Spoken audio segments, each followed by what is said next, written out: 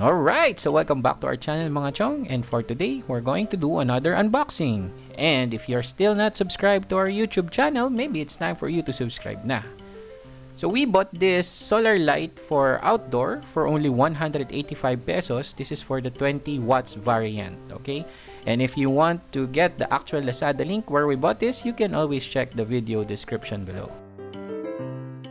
The main reason why we buy solar lights are number 1, for energy efficiency, number 2, because it's really easy to install, number 3, it's low maintenance. Once you put it there, sometimes you forget about it and it does its job. Also, it gives us improved safety because solar lights can improve the safety in outdoor areas by providing illumination that can help prevent accidents, deter intruders, and make it easier to navigate dark areas.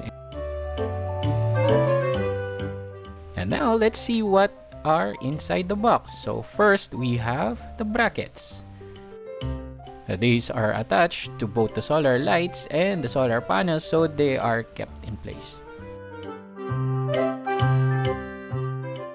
And this one here is very important because this is the one that will charge your solar lights during the day.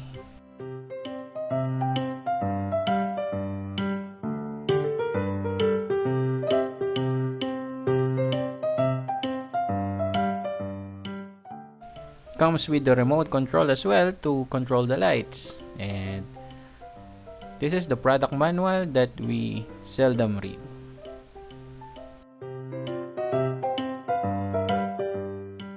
And of course, this is the solar light. You see there are a lot of LEDs there, but this is only 20 watts. Also comes with free battery, the screws, and as well as the nuts and bolts. And now, sit back and relax while we do the assembly.